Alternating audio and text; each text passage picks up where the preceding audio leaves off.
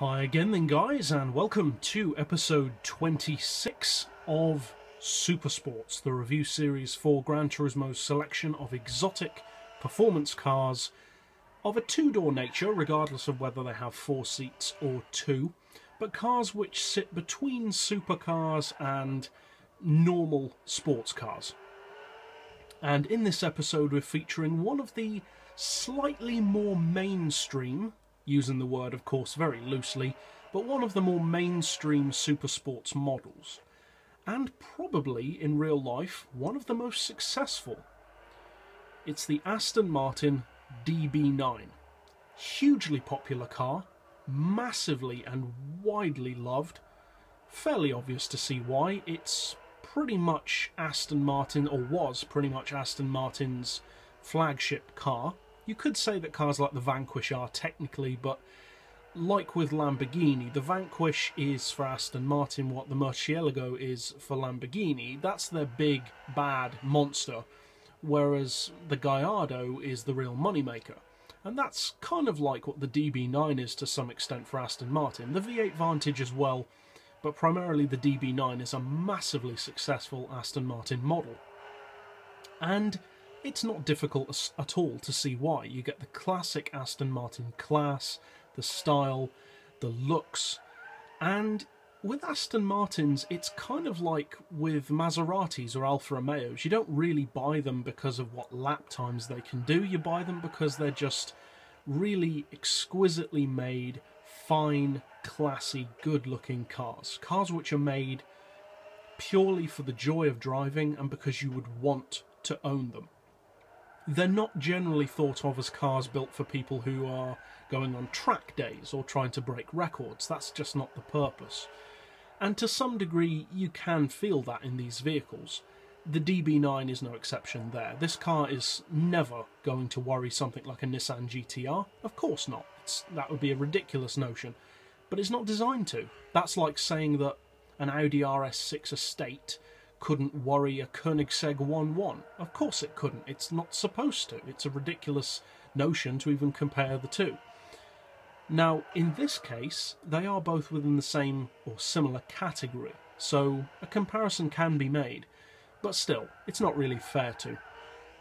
Now, as far as what this car does have to offer, it offers a 5.9 litre, naturally aspirated V12. It's a real shame that we can't supercharge or turbocharge it because it has so much more potential, but even without the help of those aids, it still puts out a pretty respectable 687 horsepower and 551 pound-feet of torque. It does, however, weigh a bit more than some of the supersports models. It's not very, very heavy, but it's heavier than some. It weighs 1,370 kilos, so I would say it's okay. It's not particularly bad, but it's not amazingly light either, of course.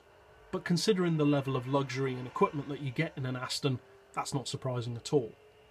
As far as horsepower per tonne, well, it does suffer a little bit due to that weight and not having a massive amount of power compared to some other supersports cars, but it still puts out just over 500 horsepower per tonne, which certainly isn't bad.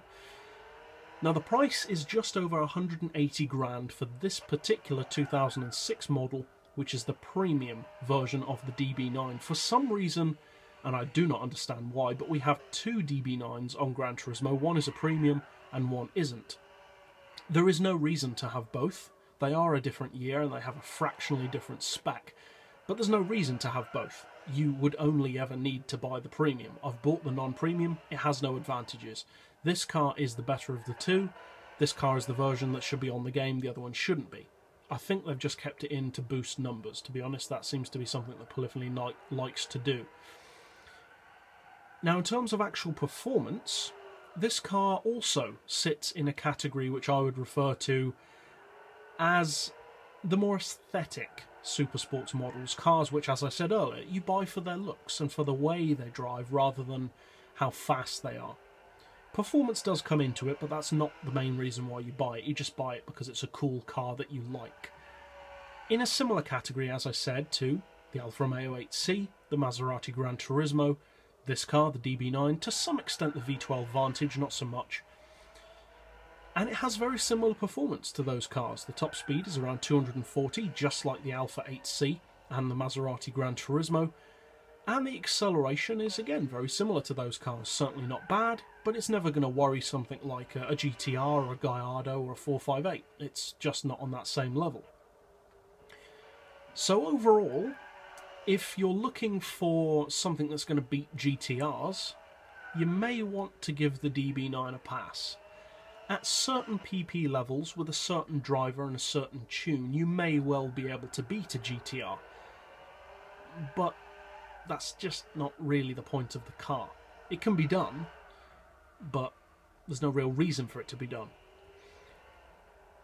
As a car that's just nice to drive though, nice to own, nice to look at, that's what the DB9 is good for.